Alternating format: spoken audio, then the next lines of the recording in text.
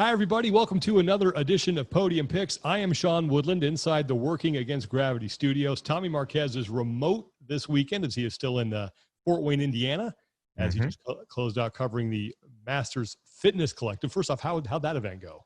It went really, really well. I thought they did a phenomenal job. I was really impressed with their check-in process. I mean, before you even got going, everyone, like ourselves included, got COVID tests. The owner of one of the directors of the event owns assisted living facilities. We talked to through the Masters Fitness Collective podcast, so he had access to tests for everybody. They had access to 10-minute blood tests. So you got a prick on your finger, you put it with this solution, and in 10 minutes it'll give you a reading with like 98.9% accuracy. Yeah. So and it'll also give you a readout for antibodies for a 6-week window. So if you've developed the antibodies within 6 weeks, it'll be able to detect that as well. Cool. So I look forward to hearing all about that, and we'll talk about that on our regularly scheduled weekly episode. But you mentioned they do a great job. You know who else does a great job, Tommy? Working Against Gravity. They do a phenomenal job of helping people get their nutrition dialed in. They do, and they do it on a handful of levels. So we've talked about a ton about how Working Against Gravity can pair you one-on-one with one of their certified coaches that'll help you dial in your nutrition through creating a plan for you specifically around your lifestyle and creating healthy nutrition habits depending on what your nutrition goals may be. But they have more than that. They have their own coaching cert. That's for people that want to turn their passion for nutrition into a career and actually help coach others. They also have an affiliate program, which basically it's for gyms, CrossFit gyms that want to coach their members in nutrition using the WAG system. They train one or more of the coaches from the gym using the same exact system that they have used to train their 30 plus coaches that they have on staff. And they provide comprehensive marketing and sales packages to help you promote the program within your affiliate as well. So you're looking at a multi-level opportunity as far as what WAG can provide for people in terms of nutrition. So whether you're just interested in dialing yourself in, your clients, if you're a gym owner, or your friends and family or other people in your life that you want to help as a nutrition coach as well, they can support you. And for any of our listeners that want to give WAG a try, they can use the code ELITE50 at workingagainstgravity.com and get $50 off their first month of nutrition coaching. I've been doing it for 4 years now, and I can't imagine not having WAG in my corner, and I absolutely know you'll love it. Yeah, we love having them on board as our presenting sponsor. Once again, it's workingagainstgravity.com. Use the code ELITE50, and you'll save $50 off your first month of nutrition coaching. Okay, we are here to get down to another edition of Podium Picks, and we're back in the pop culture world. And this is this one, we're going to bare our souls a little bit here, and not in the good way. We decided that we wanted to do our Podium Picks for guilty pleasures in music. So these are either songs, artists, albums, whatever that we like, but we shouldn't, and we're sort of ashamed to admit it. So these are guilty pleasures in the music area. So we could probably go down TV and movies, but we decided music would be where we started because there's someone on this list I'm a little embarrassed to be revealing to everybody here. Oh, this is phenomenal. I was like, I may or may not have posted some videos on my Instagram story in the last 48 hours of me singing some of these songs in the car with Martin and Heber. So yeah, it's been quite the trip here. Well, since you are technically the visiting team here on the road, I will allow you to choose to kick, or if you would like me to kick off here. You know, I'm going to take the ball. Offense sells the tickets, Sean. Right. I'm going to take the ball first. So I'm going to start with, I'm going to go with my spirit of the games. Okay. And so we're going to talk a little criteria because remember this is, guilty pleasures for music. Mm-hmm. And that means you can pick, a genre or a mood or like, a song or an album. And I like to think of it as something criteria wise as like not being your everyday or every week type listen thing. This is something that maybe comes on and you're like, ooh, you roll up the windows and maybe turn up the song a little bit and then just start blasting out. And then something you have to stop at red lights. If you stop at a red light and you're singing that song and you have to stop and look left or right up your alley. Okay. Sorry. So my first one, my Spirit of the Games. It is a song by one Avril Lavigne called Skater Boy. Oh, he's just a skater boy. He said, "See you later, boy." Is that the one? Yeah.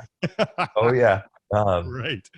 this one hit me right in the heart. Okay. As a young as a young kid growing up in Salinas that liked to run around on a skateboard and practice my kick flips and nose slides, and that was at the time, playing Tony Hawk Pro Skater 2. Mm. I definitely identified with that skate crowd a little bit. And at the time, that wasn't necessarily the coolest thing to be in high school and middle school. So very much like the story arc of the song, that didn't necessarily make me the most popular with some of the women and my Mm. female accomplices. Hmm. However, call me a late bloomer, what you will. I had some success in the sporting fields later on in high school that suddenly garnered the attention of said constituents, and and I felt like that song was more apropos because at the end of the song, the skater boy becomes a rock star, and the Hmm. girl that turned him down ends up coming to a show and sees the guy that she turned down. And I felt a little bit of that when I maybe caught one of the biggest passes in our school's history in football, and suddenly the 2003 equivalent of sliding into someone's DMs started happening, and I just got to kind of go like that. Nice. Get up on So yeah, AOL chat. yes, exactly. My AOL Instant Messenger. There you go. Okay, so Uh, Skater Boy by Avril Lavigne. That's your Spirit of the Games. yes. Okay. So my next one, my dark horse, and this is actually, I will say, okay. I'll explain the song first. So it is "Everything You Want" by Vertical Horizon. Oh, okay. I bought that album because I liked that song, and that album sucked. Oh yeah, It was it, terrible. it's, so I'm going to tell you a little bit about the song. Okay. It reached the top of the Billboard Hot 100 in July, and it was Billboard's most played single of the year 2000. So as we had just gotten over Y2K, and everybody decided, I want me some Vertical Horizon. And I will say, I have an album on Spotify called "Singin' in the Shower." Okay. It's one of my favorite songs to sing in the shower. Oh, and I maybe now I'm kind of now I'm kind of sensing the theme, because this is another kind of like guy scorned type song. So maybe that was kind of the focus of my teen angst, I Mhm. guess. But Okay. yeah, this came out when I was in eighth grade. Okay. So and I mean that was a little bit like, like, this person is everything this person wants, but that person doesn't want them back. And it's like, why don't you see that? And then I like the way the song is composed at the end. You don't realize that person is the singer until the end, because he switches.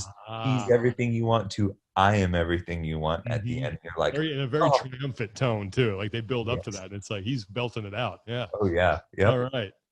Yeah, I remember really liking that song, and this is before you could download the singles, and so I went and bought the CD, and I was like, oh, this is going to be a one-hit wonder. And sure enough, I don't think they've had another song since then that's made any sort of noise whatsoever. Nope. I can confirm. Okay, so those are two good ones. So I'm going to go. I'll start with Spirit of the Games, and I'll go into my dark horse. And Spirit of the Games, I went much more broad. I went with a genre of music, Oh, okay. and this is. I don't feel like I'm that ashamed to admit that I like it, because I feel like everybody deep down likes this kind of music, and that is just generally 80s music. Love it. Anytime it's on, I'm cranking Yep. it. I mean, you cannot go wrong with it anywhere. You have an 80s party. I Oh, mean, yeah. I don't care what's going on in my life. I'm going to make it. Like, I'm going to that. There used to be some bars that we go to in Jacksonville that had like 80s nights. I Oh, mean, come on. You had to be there. It was a blast, because it's music that you can play in a party setting. And I'll let me put it this way. A wide variety of people can dance to it. yeah. I mean, it's just, you can look like an idiot and you'll be okay, you know? But there's just so many good songs and so many good, like, it doesn't even matter if it's like new wave or, some of the hair metal that was out that's super bad right now, man. I'll listen to it. I love White it. Snake. Oh, Oh yeah. that's cringeworthy. But I'm talking like OMD, and some like Depeche Mode and some, Oh yeah. and that's why I Electro- love Stranger Things so much, is that either like once a season I'll download like 3 or 4 songs from that show because I'm just like, oh, I remember this song. So yeah, 80s music for me, man. I know it's a bit off brand for me, but yeah. I love it. Yeah, it's just that you just can't beat it, and it's super nostalgic for me too. And it kind of hits me sometimes. I'm like, man, this is what it was like when I was a kid, and my mom would listen to a song from the 50s, and I'm further away from that now than she was then. So that's even scarier. So yeah. Oh man. Well, hey, I'm a product of 80s music. That's when I was born. So I'm pretty sure I was conceived to some sort of synth pop or electro, like some flock of seagulls. probably more hair metal, definitely. Yeah. Oh yeah, I get with your dad, I bet. So that's my spirit of the games. Not too cringeworthy on that one. Now this one is, I don't know if this is cringeworthy, but this is definitely, you wouldn't look at me and think, wow, that guy has this album. My dark horse is the Pitch Perfect soundtrack. Oh yes, The original Pitch Perfect soundtrack. Yes. I watched that movie on a total flyer. I'm like, all right, let's check it out. I heard it was funny. Yep. Loved it. Loved that movie. Loved the music. I was like, these songs are unbelievable. The Barton Bellas, man, they're rocking, and the treble makers. I mean, these guys are insane. This is great. I love this stuff. Acapella rules. Like, I was into it, and downloaded some of the songs. I was like, I shouldn't like this, but damn it, I do. And anytime that movie comes on, I'm watching it. It's funny because that's one of the reasons why this is an aside. This is like a spinoff to my dark horse, Starships by Nicki Minaj. That's one of the reasons why I like this song. The other is that I have a very vivid memory of being in the booth at the games and just looking out of the crowd and hearing that song play. And I was like, oh, this is kind of cool. So that brings back some memories for me. But man, that Pitch Perfect soundtrack, can't go wrong. Some good stuff in there. I'm with you. I'm with you, Sean. That's one of the movies that like Tiffany's parents have on rotation constantly. Yeah. And I won't lie. Next time we're at your house, I might just pull out a couple of cups and start going to town. Yes, that song was huge after that movie. Yeah. Oh yeah. I forgot about that one. I mean, for a split second there, I was thinking about like, oh man, maybe the choral group is actually pretty cool. Exactly. I know. I was like, wow, did I miss this when I was? Yeah. All right. So those are my two. So now we get to the podium. This is when it's going to start getting bad for me. All right. So this is the one and only genre that I'll pick that have some specific like anchors to this genre. So this is female like folk pop singer songwriters. So I'm talking Alanis Morissette, Ironic. I'm talking Michelle Branch, Everywhere. I'm talking Vanessa Carlton, 1,000 Miles. Natalie Imbruglia, Torn. I mean, these are these are songs. Okay.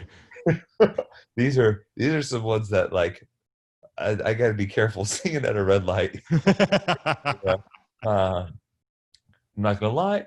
We were in the car earlier driving to the venue this weekend. And Marston put on Everywhere by Michelle Branch, and I saw that. we belted that one. It was good. I mean, those are ones where I think like, so Vanessa Carlton, for example, has the piano intro, like the and you know it, and then it has a long enough lead in where like everyone kind of like looks around, Are we like, doing this? Are we doing this? Like, making my way downtown, and everybody starts going. And you're like, okay, all right, we're gonna be all right. The world's gonna be all right. So, oh man, that kind of like female, like kind of folky pop singer songwriter, like that gets me. I mean, and I think it started with Alanis Morissette, the album "Jagged Little Pill," and it was just like, okay, like there's something to this that kind of rings in a little bit. My mom liked it, and that was kind of like some of the stuff I would hear in the car on the way to school. My mom's listening to like Casey Kasem and some of that top 40, and so yeah, and you got to have one of those and like the karaoke throwback jams in the list just in case. All right, that's a good one. So that's actually a good segue to mine, because mine is sort of singer-songwriter-ish as well. Okay. And this is an artist. So this is someone who is totally outside of what I would usually listen to. But if I don't like love going to see this guy and listen to his music, Matt Carney. Oh, So Matt Carney is a singer-songwriter from, I believe he's out of Northern California. I think he spent some time in Chico. okay. So I think I've told you this. The whitest thing I've ever done, Tommy, was see Matt Carney at a winery. I mean, that was like peak whiteness for me. I think we came home with a gather sign. We probably came home with some potpourri as well. I mean, it was like, yeah. I always remember sitting there thinking like, this is it. It's never going to get whiter than this for me. I'm at a winery listening to Matt Carney, but I had a great time, and he's got some really good songs. In fact, my wife and I had like a wedding playlist that we made, and a couple of his songs were on there. And I don't know why I like it. It's just got, I don't know, man. But yeah, you would like, that's one if you're shuffling through my music collection, you'd be like, this makes sense. Yeah. Wait, what? Who's this?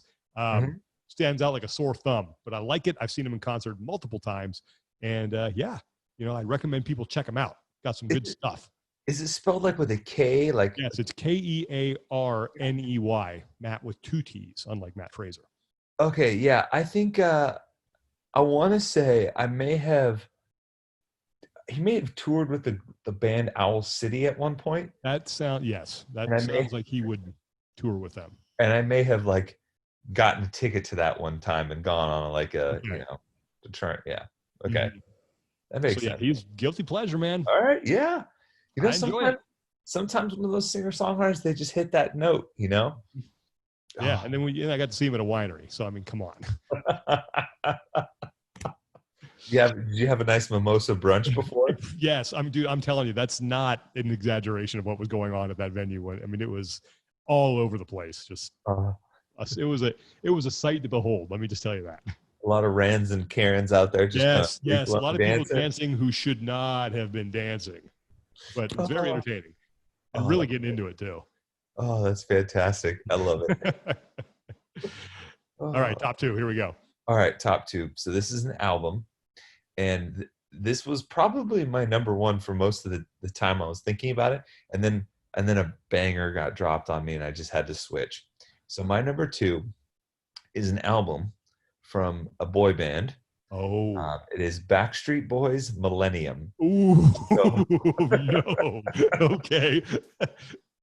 So this might have been the album and song of a generation of pubescent teens and middle schoolers. Mm-hmm. Now, the album Millennium holds the U.S. record for most albums shipped in a year, 11 million. That's when you had to ship albums and not digitally download. Right. And to date has sold over 20 million copies worldwide, right between Elton John's greatest hits and Spice from Spice Girls, if you're curious. Wow. Let's see, it spawned 4 top 40 hits, and I would say it is arguably the Backstreet Boys' most iconic and quintessential song, I Want It That Way. And it was nominated for 3 Grammys. Thankfully, I think the Grammys could look back and be proud that it didn't win one. But if you're at a karaoke bar and you got like 3 to 4 of your boys with you and you're in the 30 to 35 range, and you want to bring the house down and maybe set up one of your friends who's single, you sing that song and you sell out for it. And you tell me why. Ain't nothing but a heartache. And then you set the pecking order. Who's got to be, Brian? Who's going to be Nick Carter? Who's got to be Howie? And maybe the guy who's married gets to be Howie because and you sing that song, and I guarantee you, like half of the women between 25 and 30 and 40, they're going to melt when they hear that song. Things are going to happen. The magic is going to take place, is what you're saying. Exactly. Oh my gosh. Like, I mean, that song got parodied by Blink-182. I mean, it was one of the top songs of the year 2099. I think it came out in 99. I think it did too. I remember I was living in Tallahassee at the time. So, and I remember it being at the top of Carson Daly's TRL, Total Request Live, for like forever. Wow. Now that's when MTV still played videos, correct? Yes. And I don't know, and that song made me hate vote against it, because at that time I think it may not have been that song, but it was definitely songs from that album. Korn's "Freak on a Leash" was riding up the charts, and I just remember calling in and voting for it like 100 times so we could get Korn at the top of TRL. But secretly I was like, it's okay if it doesn't, you know. Oh, It's all right. Backstreet Boys. So now we know that if we ever need to get Tommy going in a workout, we're just gonna yeah. put on a little "I Want It That Way" and just watch the And weights fly around. yeah, I'm gonna toss some tin for sure. And it's a little bit of a source of attention in our house, in my household, because I'm pretty sure Tiffany is an in sync fan. So Oh no. yeah, yeah, she was team in sync. I was more team BSB. You know, Okay. maybe even a little bit of O Town, but they're like the Yeah, poor wasn't it man. 98 degrees in there too? Like they would be Yeah, out there as O well. O Town was like a poor man's 98 degrees, which is telling Wow. you something already. Okay. All right. So Yep. now I'm going number 2. I'm going to take you all the way back to 1995. Oh. And this song came out, and once again, it was total off brand for me because I was still very much into the metal and starting to explore the punk rock. Uh-huh. Oh, God, I can't believe I'm going to publicly admit this. Cotton Eye Joe. Oh my God. I tell you, Tommy, I bought the single CD. I wore the hell out of that thing. I don't know what it is about that song, but when it comes on, I just, like, yeah, this is a fun song. Like, how can you not like that song? It is so awesomely bad. It's just so stupid. And I remember, when it came out, I was another guy I played hockey with, like, really liked it. And he was trying to sit this one dude down and listen to it. He's like, no, you got to listen to this song. It's awesome. And he played like 4 seconds. The guy's like, this is the dumbest thing I ever heard. And got it. He's like, wait, no, you got to hear the Bobby Joe part. I'm like, I don't even know what that is. He's like, no, sit down. You got to hear it. And the guy, like, it was honestly, we were torturing him. It was so bad. And I just couldn't get it. I'm like, yeah, the song is stupid, but damn, man, that's one where it's coming on. Windows are going up, volume's going up. And I'm just, I'm doing my thing, like pretending I'm listening to some of my music. But, yeah, it's Cotton Eye Joe, man. You can't go wrong with it. Off of the famed album Sex and Violins. Yes. Yeah. And it was, I think, the only song. That's another one-hit wonder. Like those guys never did anything after that. Well, partially because their group name was the Rednecks. Yes. With an X though, so it was edgy. Yeah. So there you go. I've now admitted that, and love me some Cotton Eye Joe, man. Man, the people love it. Gets them going. It's provocative. Yeah. I feel like they played that song at like every high school football game growing up, just as like one of the intermission songs to like pass the time. Yeah, I mean, what dance team didn't have a routine to that? What NBA, NHL, what pro football team didn't play it? I mean, it is just a staple now. We're never going to get rid of it, and I think we're better off for it. I would have never guessed that song. Yeah. Oh man, it's terrible. I know it's terrible, but man, cue it up. Yeah, that's. Now I'm excited to see what number 1 is. Number 1 is cringeworthy. Yeah. So, my number 1 is an album. Okay. And it's an album called "With Arms Wide Open: A Retrospect." by the all-time great band Creed. Oh man. Now let's be honest. Everyone had that album. Yeah. That album was huge when it came out. Creed, obviously they had a few big albums. They had Human Clay, Weathered, some other one, and then they dropped With Arms Wide Open, which was like their greatest hits type. And I mean, I'm looking down this. I can listen to this 2 discs, actually 3 discs. As the third disc is just blank. The third disc is just acoustic versions of the songs you've already listened to. But I mean, we're talking 3 hours worth of content on this disc.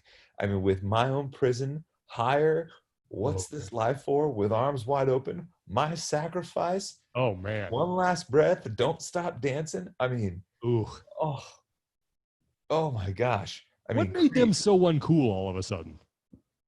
You know what it was?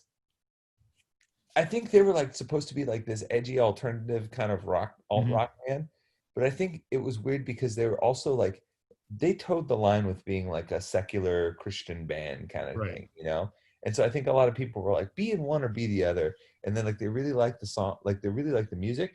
I think it's Mark Tremonti was a Yes. guitarist Mhm. who's a phenomenal guitarist, by the way, like Mhm. excellent guitarist. And then also what happened is Scott Stapp kind of went off the deep end. So, fun fact, there was one Thanksgiving where I was in Orlando, Florida, at the house of the manager for Creed, and Oh, Scott Stapp was there, and I believe he was in the middle of some sort of crisis or something was going on because he spent a lot of time in the room by himself with his with the band's manager, and there was something was clearly not right. you know what it is? I remember what it was. I believe he was diagnosed with bipolar disorder. Yeah, I think that's So, that's true.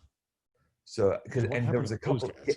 there was a couple of like public videos that came out of him that were Mhm. unfortunate because obviously he's dealing with a mental Ah, health issue, and like I think everyone kind of just a lot of people back then kind of distanced themselves from it because I think he said some pretty inflammatory things, but obviously under a yeah. different lens. But man, I mean, who doesn't like sing the yeah a little Creed voice, and have him Uh-huh. like uh with arms wide open, and just kind of add that Scott Stapp, Oh, you it's so bad. Oof. know. But Hey, but guilty as charged. I own the what is it? The first one. I bought it. Human Clay, Yeah, I had it. that Guilty as charged. I mean, yeah, you could say what you want about Creed. You could say what you want about the voice and how it's like a mixture of you know Pearl Jam, but like I Yeah. don't know on and but you put an album like that on and it's banger after banger and I'm singing Creed. And Yeah, and I and guarantee everybody's like trying to pretend they're not liking it, but you really are. I guarantee you if you pull up next to someone singing Creed, they're gonna look at you, you're gonna get the sly smile because secretly they like Creed too. Yeah, exactly. You got me, but that's all right. We're in this one together. Oh man, yeah, that's like Limp Bizkit too. Everyone bags on Limp Oh Bizkit my now. gosh. You guys all had those albums. You all bought them. I saw those guys live actually. Oh my gosh. That was So, actually that was actually on my just missed. yeah, they were on mine as well because I for a while I was like, these guys are pretty cool. Yeah. Okay, so that'll bring me now to my number one. And this one, actually, this is the most recent one that I have on my list. This is a song. And actually, I would apply this to the artist as well because, gosh, every time. This is a little ditty called Shake It Off by Taylor Swift. I I knew it. love this song and I hate myself every time it comes on because I want to hate it. I don't want to like Taylor Swift, but damn it, if I'm in the car and she comes on the radio, I was like, oh, what's this? This is an upbeat. Oh, it's you got me again, Taylor Swift. Damn you, you just. And that song in particular, man, I knew all the words. I knew Mhm. this is great. And I remember almost caused an incident in the car one time between me and my wife. That song came on. And I'm sitting here doing my thing. Yes, and then she reaches over, turns off the radio. She's like, hey, I got a question for you. I go, how dare you turn off my Taylor Swift? What are you doing? I mean, just blatant disrespect for Tay-Tay. And she's like, I'm sorry, and turned it back on. I was like, wow. Don't tell me my business, devil woman. Turn Taylor Swift back You on. turn Tay-Tay back on. And she has these other songs too. Well, I'll just be, again, just flipping through channels on the radio for whatever reason. Just want a variety. And it'll come on and be like, this is kind of, it's poppy. It's kind of catchy. I like it. And then it'd be Taylor Swift. I'm like, man, got me again. Gosh, she keeps hooking you. Oh, and in fact, my cousin on Sheena's side of the family, my wife's side of the family, actually went and saw Taylor Swift in concert and bought me a shirt that I still own. I might have to wear that on the podcast one day. Oh, yes. Mm-hmm. Oh, man, you should have worn that. Official tour shirt. I remember wearing it to work one day when we worked at HQ. And we had our Monday meeting. We used to have these meetings every Monday with the games department. And Justin Berg, I remember, was like, all right, he did this. Let's get started. He kind of looked my way. And he did a double take. He went, what?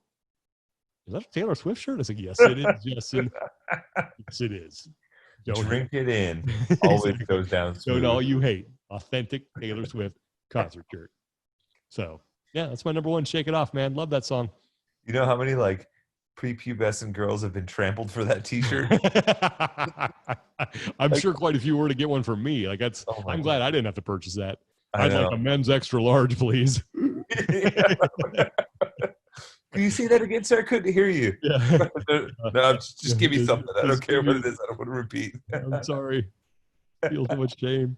But yeah, that's my number one. So you mentioned Limp Bizkit just missed. That was one that just missed for me. Another one that just missed for me, but I would love this in with 80s music is Def Leppard.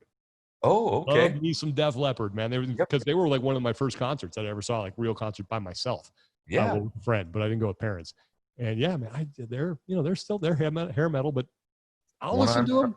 One-armed It's a drummer. great album. Yeah, that was Yeah. before he lost his arm, and then Yeah. Hysteria. That's a great album. Yeah. No, A lot of teenage angst was let out to that one. Oh yeah, my dad loves Def Leppard too. We used to listen to that all the time going to baseball practice. Yeah. Let's see. Well, for Limp Bizkit, the name of the album, the Chocolate Starfish and the Hot Dog Flavored Water, was just like, oh my gosh. So edgy. I'm not gonna lie. I bought one of those red Yankees hats that Fred Durst was rocking all the time. He's from Jacksonville, Florida, as well. So that's, I think, one of the reasons why. That makes a lot of sense. That makes a lot. Yeah. He made a song with Method Man where, say what you want about Fred Durst's rapping abilities, Method Man put in a great verse, and so they did some good collabs. I remember someone did something on, I think it was MTV, on like the most awesomely bad songs, in that one. What is on Hands Up, Now Hands Down, just back up. Oh, so back up. It's like the modern hokey pokey. It's called Rollin'. Yeah, and that was actually, was it the Undertaker's entrance music for a while? Yes, and it was on every single pregame basketball mix I had in high school, and I'll never forget. I remember the first time I heard that song, like a pump up thing. We were playing our rival Salinas High, and that song came on, and I felt like I could jump out of the gym. It was electric. Keep rolling, roll. And then I remember the video. They had like this dance that they were doing. It was like the hokey pokey. Oh, and the lyrics were beyond that, and like the verses were just like people in the house, put your hands in the air, because if you don't care, then we don't care. Yeah. 1, 2, 3 times 2 to the 6th. Like, come on. we're doing math equations. Wait, slow down. And that they kind of spawned, like, I want to say, would you put Papa Roach kind of in there? Like there was sort of this I don't want to say wave, but some bands tried to get into that whole kind of rap metal thing, and it burned brightly and gone within like a year. Oh yeah. Okay, I got a couple. There was this song Butterfly by Crazy Town. Oh yes. Oh man, I saw those guys live too. They were opening. Actually, you know what? I think they opened, I saw them in Tallahassee in '99. I think they opened for Disturbed at Floyd's Music Store right before Disturbed took off. Oh yeah, okay. Yeah. Crazy Town. Oh man. Terrible. Mambo Number 5 by Lou Oh yes. Oh man. Yes, absolutely. That's a song that you can't make now, because that guy's just rattling off ladies he wants to, and you're like, come on, man. But yeah, that's one that gets just stuck right in there, and you just cannot. Oh, you can't get it out of your head. 1, 2, yep, 3, 4, 5. Oh my gosh. This one I was actually singing today for a little bit. Oh, okay. When I was walking out to the boat dock. It is Zombie by the Cranberries. Yes. But the only reason that song is a guilty pleasure for me is because it was created under sad circumstances. So I feel guilty for being happy about a song that was written about the IRA type bombings and stuff like that. But I think it was the first Irish, I believe it was the first piece of music by an Irish artist to reach 1 billion streams digitally. So it still rocks today. Yeah, still getting after it. I love that song. So it's almost not even guilty at this point. Yeah, but I wouldn't. I would allow that. I wouldn't be if I saw that in your music collection. Oh, that's cool. Yeah. Yeah. Good 90s. I wouldn't ask for an immediate explanation, Yeah, sure. I was trying to think what else. Taylor Swift definitely gets up there. The song Romeo and Juliet kind of got me a little bit. What about the Macarena? Oh my gosh. I cannot stand that song. Yeah, exactly. But I think there's some people that are because another one, my buddy and I figured out that if you have a song that has a dance to it, very good chance that it's gonna be a hit. Yeah. Yeah. Has a specific dance to it. Oh my gosh. I can't tell you how many times at that song comes on at like some bar, and then some middle-aged woman who's had a few too many margs starts, getting after the margarita. You're like, okay, Susan, pump the brakes a little bit. Let's see. There's a song by Eiffel 55 called Blue. That one. It was like, I'm blue, da ba dee da ba da. Oh yeah. Yeah. All right. I know. Oh my gosh, that song. Oh, it'll like it'll hook me for a little bit. I'm like, God, get out of my head. Who Let the Dogs Out? Oh, yeah. That That song took the country by storm. Oh my gosh. T-shirts, bumper stickers, everything. I mean, it basically fueled like an entire decade's worth of dad jokes. Yes. Oh, well, yeah. Man, we might have to do an opposite of this one, just music we just cannot stand. Oh, that'll be a good one too. So this is opening all of these possibilities for this musical genre. So, man, well, now people know that I really like "Shake It Off" by Taylor Swift. I feel like I've unburdened myself to the audience. I mean, you can't hear. I'm sorry. You hear that song? It puts a little pep in your step. It does, man. It's a good song. It's just fun. Yeah, I feel like that's like in a movie. That song will come on, and like randomly some guy in a biker bar will start kind of like humming it. Yes. Buddies will all give him the side eye. What? It's Taylor Swift, man. She's got this power. Yeah. I almost put Katy Perry on my list too. She's got a couple that I'm just I shouldn't like this song, but damn it, I do. She's got a couple that I will admit. Katy Perry's got a couple that you're like, oh, got me. Yeah. Yep. You got me. Good call. All right. Well, I think people have learned some things about us that they didn't know going into this episode. So, yep. All right. Well, listen, man. Have a safe trip back from Indiana, and then we'll talk about the event on our regularly scheduled weekly episode and some other stuff that's been going on. So, we hope you enjoyed these podium picks. They weren't too cringeworthy. If you have the guts, leave yours in the comments. Love to hear some of yours.